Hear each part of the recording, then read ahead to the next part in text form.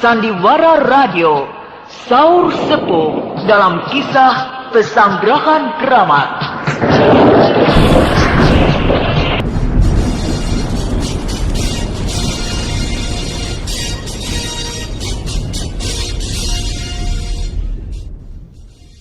Assalamualaikum warahmatullahi wabarakatuh. Apa kabar para rebahaners pecinta stories dimanapun Anda berada?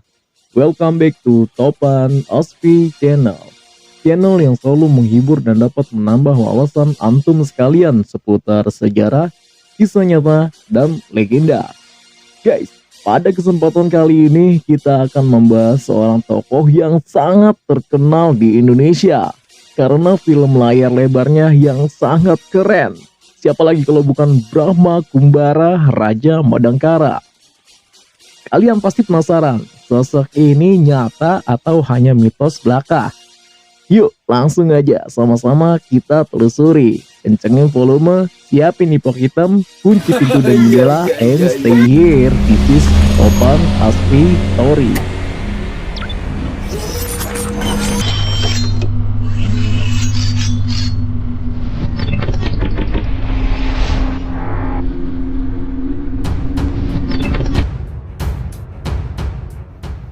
Guys, Raja Brahma Kumbara merupakan sebuah tokoh yang terdapat dalam Saur Sepuh. Nah, seperti apa Saur Sepuh? Saur Sepuh adalah judul sandiwara radio yang menjadi legenda terbesar dari sandiwara radio yang pernah ada di Indonesia.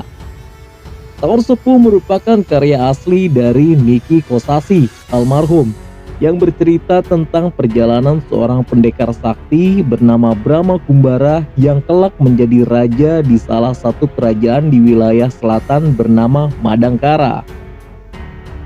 Saur Sepuh disiarkan melalui media radio pada dasawarsa 1980-an di Indonesia dengan mengambil latar pada masa pemerintahan Raja Hayam Wuruk pada zaman kerajaan Hindu-Buddha Majapahit di Nusantara. Serial ini mampu memukau jutaan pendengarnya di seluruh pelosok Nusantara.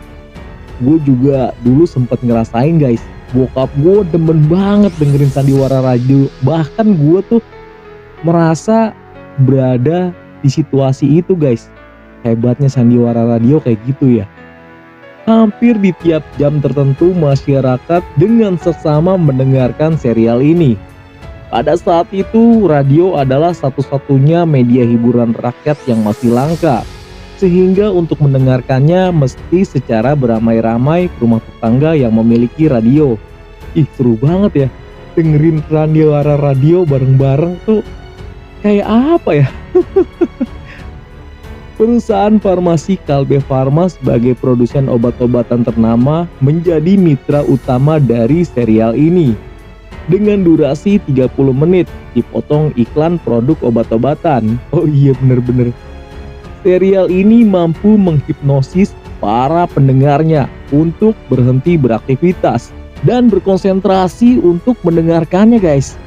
Sandiwara radio Saur Sepuh memiliki banyak episode. Dalam setiap episode ada 60 seri. Semua disiarkan setiap hari oleh berbagai stasiun radio. Nah itu dia tuh, begitu kita hafal tentang isi cerita di radio, jadi penasaran pengen langsung lihat di layar lebar, ya gak? Oke guys, kita lanjut lagi. Oh iya, sebelum kita lanjutkan, konten ini merupakan requestan dari sahabat kita, Cival. Kayaknya udah kangen banget nih sama cerita Saur Sepuh. Oke guys, lanjut lagi ya. Dan kita akan membahas tokoh-tokoh yang terdapat dalam serial Saur Sepuh. Terutama raja kita Brahma Kumbara yang pada saat itu suara diisi oleh Ferry Fadli. Raja Madangkara, kakak dari Gusti Putri Dewi Mantili, Kristikan Dewi Harnum Paramita, murid dari Ki Astagina. Brahma Kumbara memiliki ajian gelang-gelang, serat jiwa, ilmu lampah lumpuh, dan ilmu cipta dewi. Brahma Kumbara diperankan oleh Fendi Pradana dalam layar lebarnya. Yang kedua ada Mantili, Suara diisi oleh Eli Ermawati, adik dari Brahma Kumbara, mempunyai pedang setan dan pedang perak. Pedang setan akan mengeluarkan asap beracun, sementara pedang perak mampu membutakan mata. Gue rasa semua pedang mampu membutakan mata ya kalau dicolok. Mantili mempunyai musuh bebuyutan yaitu Lasmini, wanita sundal yang mengumbar cinta di mana-mana. Oh iya, itu Lasmini tuh ya. Yang ketiga ada Dewi Harnum. Suara diisi oleh Ade Julia, istri dari Brahma Kumbara. Kemudian ada Paramita. Suara diisi oleh Maria Untu. Wah, ini suaranya keren banget nih Ibu Maria Untu nih. Sampai sekarang menjadi legenda ya untuk mengisi suara, istri kedua dari Brahma Kumbara. Kemudian ada Raden Samba. Suara diisi oleh Edi Dosa. Kemudian ada Lasmini. Suara diisi oleh Yvonne Rose. Wah, kalau gua nggak salah, Yvonne Rose ini salah satu pengisi suara di film Doraemon ya. Perempuan penggoda yang menebar cinta di mana-mana, mempunyai ilmu cipta dewa yang mampu mengalahkan Mantili dalam duel berdua. Lasmini menyimpan dendam membara pada Brahma Kumbara karena cintanya yang tak terbalaskan. Diperankan oleh Murti Sari Dewi dalam layar lebarnya. Kemudian ada Bongkeng. Suara diisi oleh Bahar Mario. Next ada Merit. Suaranya diisi oleh Mario Kulon. Kemudian ada Patih Gotawa. Suara diisi oleh Petrus C. Urspon yang merupakan suami dari Mantili. Kemudian ada Raden Bentar. Suara diisi oleh Petrus C. Urspon, putra Senopati Sadeng dan Dewi Paramita, sekaligus anak tiri dari Brahma Kumbara. Raden Bentar merupakan generasi kedua Saur Sepuh setelah Brahma Kumbara dan Mantili bertapa di suatu tempat. Kemudian ada Garnis Waningyun. Suara diisi oleh Ana Sembayon yang pernah juga diisi oleh Mbak Novia Kolopaking, kakak kandung dari Raden Bentar. Kelak ia bahu-membahu dengan Raden Bentar untuk mempertahankan Madangkara dari grogotan orang-orang Kuntala. Kemudian ada Raden Wanapati, putra mahkota Madangkara yang menggantikan Brahma Kumbara. Di bawah kendali Wanapati, Madangkara banyak bergejolak. Ketidakpuasan akan kepemimpinan kaum muda yang emosional ditentang oleh kaum-kaum tua yang telah berjasa pada Madangkara. Next ada Raden Pakti Jaladara. Suara diisi oleh Bambang Joger yang merupakan putra dari Mantili dan Patih Gotawa. Next ada Dewi Anjani yang suaranya diisi oleh Mbak Novia Kolopaking, anak dari Lasmini, mempunyai wajah yang amat mirip dengan Lasmini. Raden Bentar yang cinta mati dengan Lasmini, tapi ditentang oleh Mantili. Akhirnya tertarik juga dengan Dewi Anjani. Dalam menjalin cinta, Raden Bentar dan Dewi Anjani ada pihak ketiga, yaitu Sekar Kedaton Madangkara, Dewi Rara Amiati. Brahma pernah mencintai seorang wanita. Kisah cinta ini muncul dalam episode berjudul Bara di Bumi Angkara, di mana dalam perjalanannya di Angkara, Brahma jatuh cinta dengan seorang putri raja bernama Putri Doria. Cinta pertamanya itu terbunuh dalam sebuah pertempuran. Sosok Brahma yang gagah, tampan, dan karismatik banyak menarik perhatian wanita, termasuk Lasmini, yang pada akhirnya menjadi musuh bebuyutannya. Brahma bertemu dengan Dewi Harnum, wanita muda yang cantik dan sangat menarik. Bangsawan kerajaan Niskala dan juga pendekar wanita yang sangat mencintainya. Tetapi Brahma saat itu hanya menganggap Dewi Harnum hanya ya teman biasalah, kayak adik-adian gitu. Dewi Harnum hampir selalu menjadi pendamping Brahma dalam perjalanannya. Ini ngarep banget kayaknya ya Dewi Harnum ya. Dia juga yang selalu menjadi satu-satunya saksi pertarungan dahsyat ajan serat jiwa tingkat 10 antara Brahma dengan Gardika, musuh bebuyutannya. Kemudian Brahma dan Harnum dalam pengembaraannya bertemu dengan Dewi Paramita, seorang janda beranak dua. Anaknya yaitu Raden Bentar dan Garnis, yang juga menaruh hati kepada Brahma Kumbara. Ini kayaknya Mas Brahma kemana-mana digandrungin cewek-cewek ya. Mungkin gede nih badannya. Harnum kemudian bersahabat erat dengan Paramita. Kelembutan, keanggunan, kematangan, kedewasaan, dan sifat keibuan Dewi Paramita membuat Brahma jatuh hati pada Paramita. Kok Brahma juga samanya ya? Karena persahabatan yang erat antara Paramita, Harnum, dan mengetahui bahwa sahabatnya juga mencintai orang yang dicintai, maka ketika Paramita dilamar oleh Brahma, Paramitalah yang mensyaratkan agar Brahma juga menikahi Harnum. Wah, menang banyak dong Brahma. Yang kedua ada Mantili guys.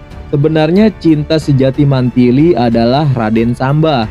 Namun karena sifat Mantili yang keras, mereka sering bertengkar dan pada akhirnya Mantili malah menikah dengan Patih Gutawa. Raden Samba yang kemudian menikah dengan wanita lain ternyata masih menyimpan hati kepada Mantili. Akibatnya pernikahannya jadi tidak harmonis. Di kemudian hari, putra Raden Samba datang ke Madangkara mencari Mantili untuk membalas dendam karena menganggap Mantili sebagai penyebab ketidakharmonisan keluarganya. Nah guys, akhirnya setelah sandiwara radionya sukses dan menjadi populer secara nasional, Saur Sepuh merambah ke layar lebar pada tahun 1988, bekerja sama dengan Kanta Indah Film. Kalbe Farma turut mendanai pembuatan film Saur Sepuh yang disutradarai oleh sutradara ternama Imam Tantowi. Saur Sepuh akhirnya dirilis di film layar lebar secara nasional pada tahun 1988. Dan setelah sukses besarnya juga diikuti oleh 4 film sequelnya. Film pertama yaitu Saur Sepuh Satria Madangkara tahun 1988. Film Saur Sepuh Satria Madangkara terjadi pada latar zaman Kerajaan Majapahit. Film ini dirilis tahun 1988 dengan disutradarai oleh Imam Tantowi dan dibintangi oleh Randy Prandana sebagai Brahma Kumbara, Eli Ermawati yang juga mengisi suara Mantili dalam versi sandiwara radionya sebagai Mantili, dan Murti Sari Dewi sebagai Lasmini. Nah, film ini kayaknya gue udah nonton berkali-kali nih guys. Bibit konflik dan peperangan mulai tumbuh di bumi Kerajaan Majapahit setelah Bre Wirabumi mendirikan Kerajaan Pamotan dan bertekad untuk merebut tahta kerajaan besar yang menjadi besar di bawah kepemimpinan ayahnya, yaitu Prabu Hayamuruk, dari tangan Wirakma Wardana, menantu ayahnya tersebut. Dalam kekacauan tersebut, kekasih Lasmini, seorang hulu balang dari Kerajaan Pamotan, tewas di tangan Brahma Kumbara karena telah membunuh utusan dari Kerajaan Madangkara yang berniat mendamaikan pertikaian Kerajaan Pamotan dan Majapahit. Lasmini tidak terima atas kematian kekasihnya tersebut sehingga menuntut balas pada Brahma Kumbara, seorang satria gagah berani dan bersahaja dari Kerajaan Madangkara yang menjadi buah bibir di warga Madangkara. Akan tetapi ketika berhadapan dengan Brahma Kumbara, Lasmini menjadi terpikat dan jatuh hati pada Brahma. Tetapi dia juga menjadi muak pada Mantili, adik kesayangan Brahma. Kisah ini menjadi awal mula kisah cinta tragis dalam serial Saur Sepuh, di mana cinta Lasmini pada Brahma tidak terbalas dan menjadi musuh bebuyutan Mantili. Nah, lanjut ke film kedua yaitu Saur Sepuh 2 dengan judul Pesanggerahan Keramat tahun 1989. Setelah sukses lewat Satria Madangkara, Kanta Indah Film kembali memproduksi sequel dari film pertamanya dengan judul Pesanggerahan Keramat. Film yang dirilis tahun 1989 ini kembali disutradarai oleh Imam Tantowi dan masih menggunakan pemeran-pemeran yang sama dengan Satria Madangkara. Dalam Pesanggrahan Keramat, makam dari Guru Brahma Kumbara dibakar dan dirusak oleh komplotan yang dipimpin Ki Jara dan Ki Lugina yang didukung oleh Karti, seorang saudagar dari Kuntala. Brahma menjadi murka dan menuntut balas pada orang-orang yang telah membakar makam gurunya. Film ini menggambarkan adegan-adegannya secara sesuai dengan yang diceritakan dalam versi sandiwara radionya. Antara lain dalam adegan di mana Brahma dilempar pisau. tetapi tiba-tiba menghilang dan muncul di belakang orang yang hendak membunuhnya. Lanjut ke film ketiga, yaitu Kembang Gunung Lawu tahun 1990. Setelah sukses kedua lewat film Pesanggrahan Keramat, Kanta Indah Film kembali memproduksi Kembang Gunung Lawu sebagai bagian waralaba Saur Sepuh. Kembang Gunung Lawu dirilis tahun 1990 dan kembali disutradarai oleh Imam Tontowi dan masih menggunakan pemeran-pemeran yang sama dengan Satria Madangkara. Film ini berkisah tentang latar belakang Lasmini, salah satu tokoh utama dalam kisah cinta tragis Saur Sepuh yang dikenal dengan nama Kembang Gunung Lawu dengan perguruan anggrek jingganya. Lasmini adalah istri dari seorang pedagang di Kawali yang diperkosa oleh anak buah suaminya dan kemudian dibuang ke jurang. Dalam keadaan sekarat, Lasmini mendapat pertolongan dari seorang nenek tua yang kelak akan menjadi gurunya. Setelah berilmu, Lasmini kembali ke Kawali dan menuntut balas secara keji ke orang-orang yang telah memperkosa dan membuangnya. Tindakan Lasmini yang sewenang-wenang mengundang Mantili untuk ikut berduel, walaupun pada akhirnya kalah oleh kesaktian Lasmini. Dengan ajaran ajian Sri Gunting dari kakaknya, Prabu Brahmakumbara, Mantili kembali berduel dengan Lasmini. Dengan latar duel di pantai yang penuh dengan efek khusus yang memukau penonton kala itu. Film ini banyak menarik penonton perfilman Indonesia kala itu. Film Saur Sepuh 3 dengan tokoh sentral Lasmini. Guys, Bapak Imam Tontowi selaku sutradara pertama film Saur Sepuh hanya menyutradari sampai Saur Sepuh ketiga. Untuk berikutnya dipegang oleh sutradara baru ya guys. Oke guys, cukup sekian saja konten kita kepada kesempatan kali ini. Mohon maaf atas segala kesalahan baik yang disengaja maupun yang tidak disengaja. Semoga bermanfaat. Terima kasih. Wassalamualaikum warahmatullahi wabarakatuh.